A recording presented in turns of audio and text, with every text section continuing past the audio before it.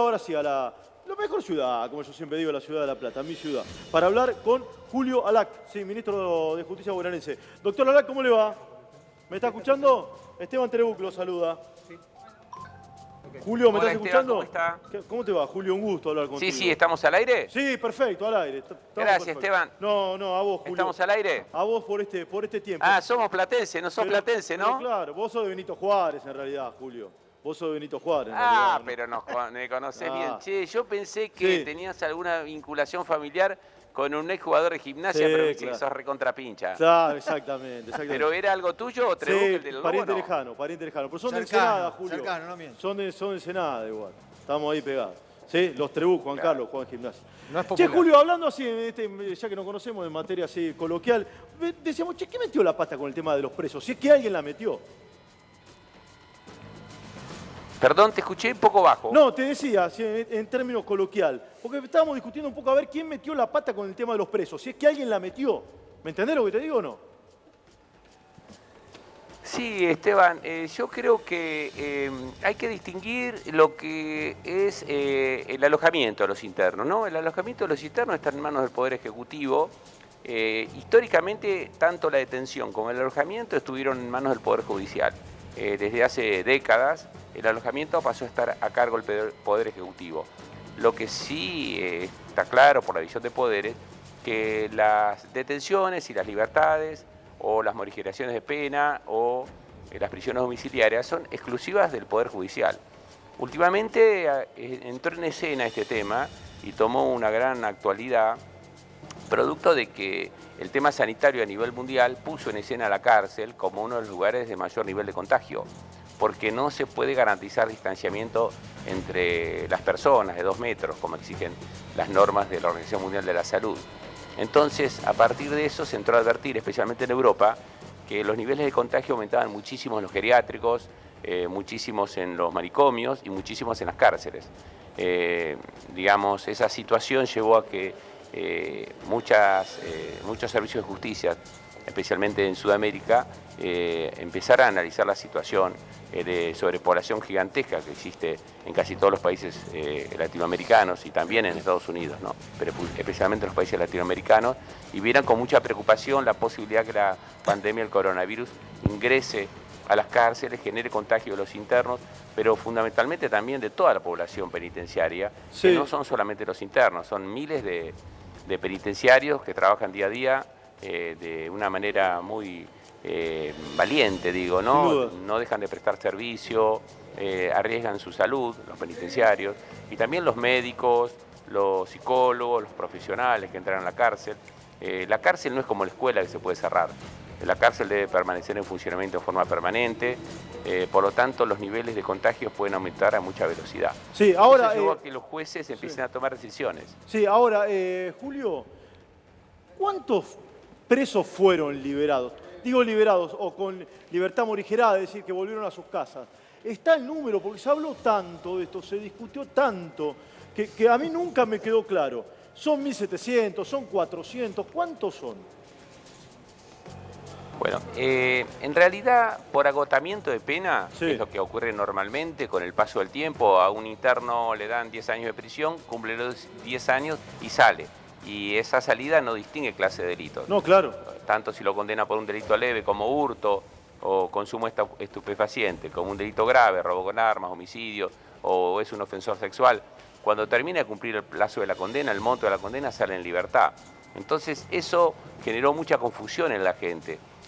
Muchos internos cumplen el periodo de la condena y salen en libertad. Y por ahí salen en libertad personas que han cumplido penas por delitos graves, ¿no? Como, reitero, homicidios, ofensas sexuales, violaciones. Sí. Y eso genera una conmoción real en la comunidad. Sí. Ahora, durante la pandemia, podemos dar el plazo 17 de marzo, 17 de abril, ese mes. En la provincia de Buenos Aires, el año pasado, hubo aproximadamente 1.742 agotamientos de penas, libertades asistidas, libertades condicionales. Y este año hubo 1.604, es decir, hubo 120 menos prácticamente. Después también está la cuestión de las prisiones domiciliarias, que dieron los jueces Sí. a partir de que se empezó a infectar gente. Un interno, tuvimos en la provincia de Buenos Aires infectado, y 4 penitenciarios. A partir de ahí, los jueces advirtieron que es imposible en un sistema penitenciario que ya lo heredamos sobrepoblado, porque Sí, no hay duda. lo que es bueno recordar que el 10 de diciembre, acá tengo el informe, no sé si la Cámara lo puede captar, Me acuerdo perfectamente, del Julio. Tribunal Sí. de Casación de la provincia. Ahí se ve perfecto. De Condiciones de 150 detención. páginas. Se ve perfecto. Julio. Exactamente. Este informe es del 10 de octubre del 2019.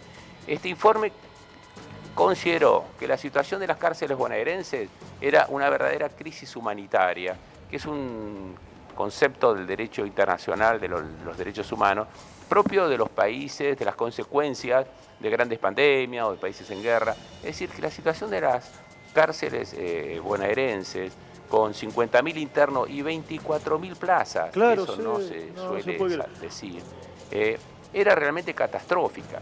Nosotros arrancamos con una huelga de hambre de 16.500 internos, y estuvimos al borde de una tragedia en la provincia de Buenos Aires. Sí, en San Martín Una sobre tragedia que todo. podía, en San Martín, en Varela. En Varela donde también, la sí, situación es, realmente hay una sobrepoblación del 120%, en La Matanza.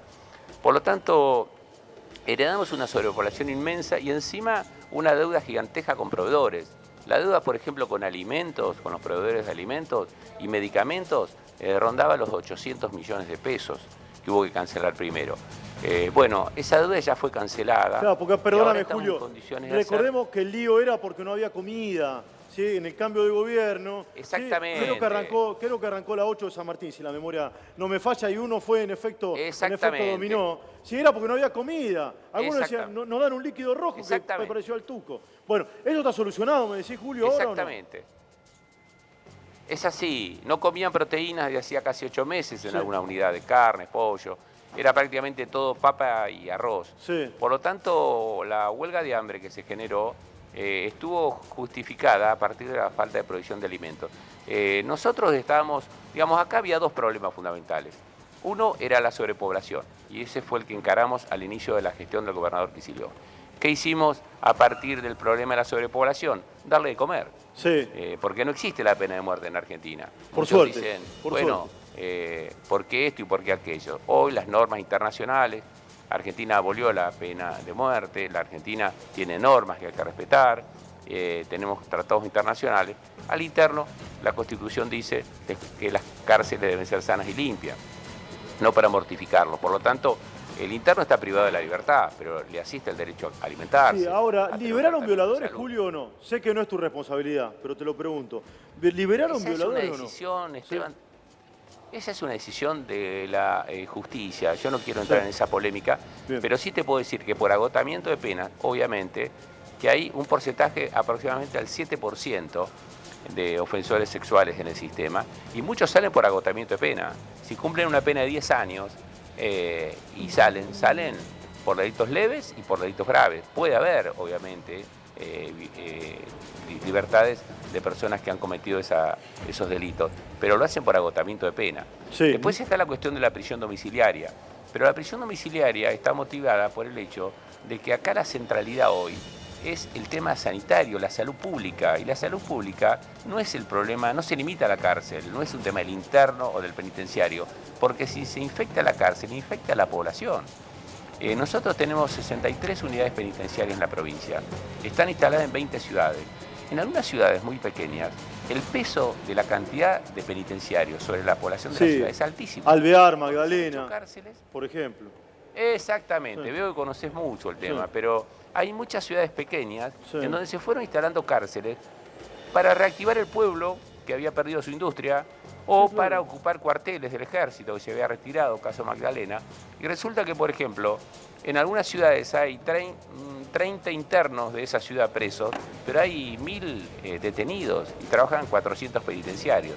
Esa entrada y salida permanente de los penitenciarios a la Sí. cárcel puede contagiar a una población entera, porque el peso de la cantidad de penitenciarios, en términos relativos, es muy alto, puede Sí. llegar a ser quizás el 10% de un pueblo o el 20% que trabaja en la cárcel. Sí, sí, además recordemos que se infecta, Hay que cuidar. sí, la mitad de Magdalena lo tenés que traer a La Plata, que eso, al Gutiérrez de La Plata, por ejemplo, a San Juan de Dios, que es de infecto contagiosa. Vos que sos de la zona. No, no, pero digo, vos es que sos importante, de la no es que zona, lo atendés adentro de la cárcel, lo tenés que traer al hospital, Público. al hospital público. Claro, y colapsás el sistema Claro, de salud pública. eso, exacto. Porque la velocidad del contagio dentro de la cárcel está demostrado en los episodios que ha pasado en Inglaterra especialmente, en Italia, en Francia. En Estados Unidos hay una cárcel de Ohio en donde el 75% de los internos está contagiado. Por lo tanto, la velocidad del contagio en la cárcel es mucho mayor que en los hogares o en el resto de la comunidad. Por eso tenemos que cuidar mucho que no se genere contagio dentro de las cárceles, porque la velocidad del contagio es altísima y una cárcel con mucho contagio puede contagiar a la comunidad, al pueblo, a la población, por la entrada y salida permanente de los penitenciarios, los médicos que, reitero, la escuela se puede cerrar, pero la cárcel no. Sí. Entonces, en esto hay que tener mucha responsabilidad, hay que cuidar la tranquilidad hacia adentro, Esteban, y hacia afuera. Hacia afuera, ¿cómo cuidamos la tranquilidad? No llevando a prisión domiciliaria a ofensores sexuales, a homicidas, que generan una preocupación real en la comunidad. Y hacia adentro, ¿cómo cuidamos la tranquilidad del interno? Con medidas sanitarias, con cierre de visitas.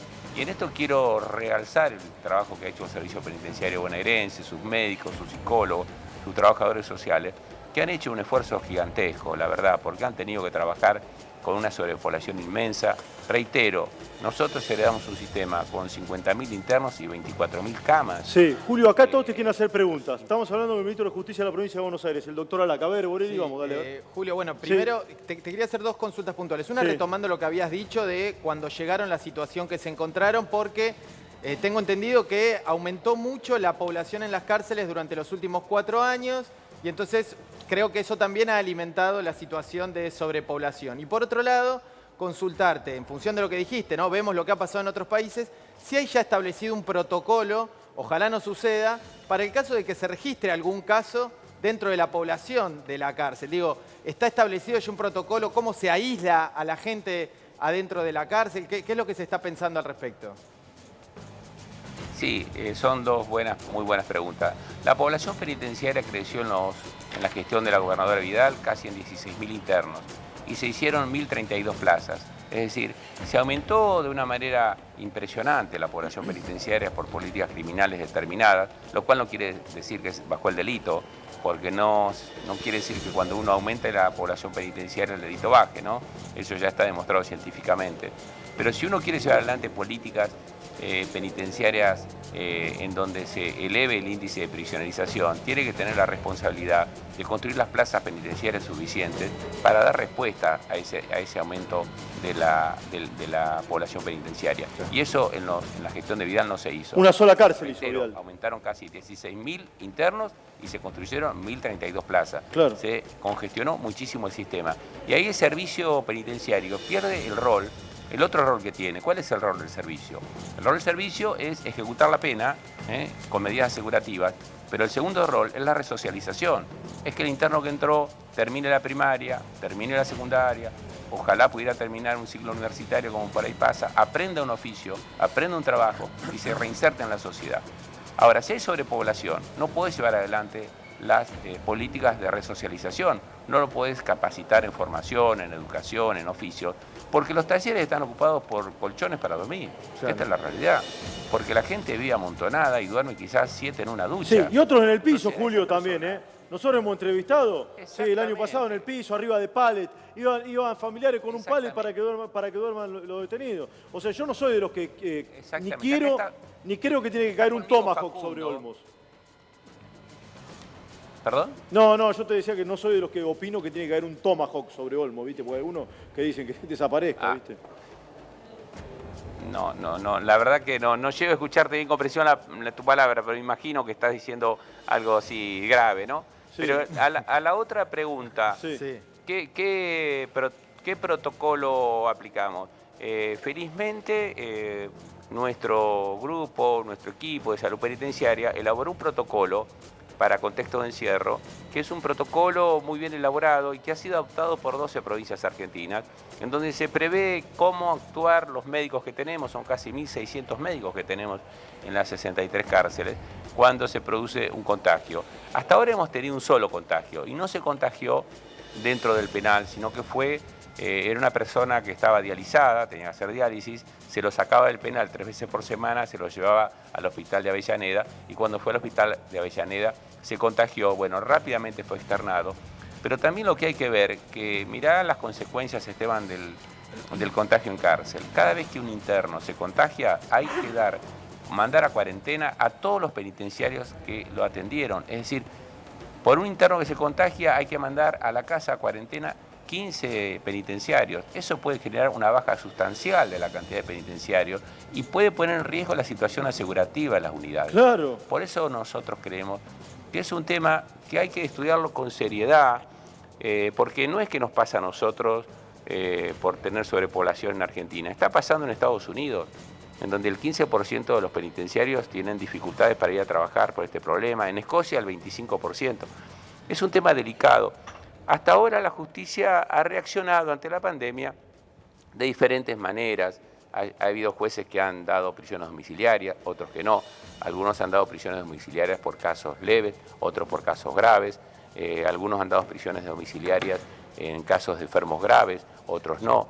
Creo que lo que ha hecho hoy la Corte, en una queja que aceptó, en una apelación de un habeas corpus, es decir, vamos a asumir la responsabilidad como poder que administra la justicia en la provincia, el único poder que administra justicia, de establecer pautas ante esta situación. Y bueno, esperemos que en esta semana la Suprema Corte de Justicia de la Provincia de Buenos Aires pueda establecer pautas que ordene esta situación, ¿no? Que ponga pautas para los casi 500 jueces penales que tenemos en la provincia, los casi 300 fiscales y defensores oficiales o defensores de poderes ausentes, para que sepan cómo administrar ante 50.000 penitenciarios la situación de la pandemia. Bien, Julio, ha sido un enorme placer hablar contigo.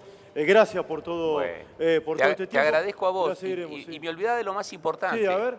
Me olvidaba de lo más importante. Hoy el gobernador anunció la terminación de obras que estaban paralizadas porque se debían aproximadamente 300 millones de pesos a más de 9 empresas constructoras y ya que pudimos pagar esa deuda del gobierno anterior, la terminación de 9 unidades penitenciarias y alcaldías en la provincia, especialmente una que era muy necesaria en Lomas de Zamora, de casi 500 internos, en Magdalena un pabellón, otro en Olmos, 3 en Varela, una nueva alcaldía en Varela también, una ampliación en Olmos, una en Campana.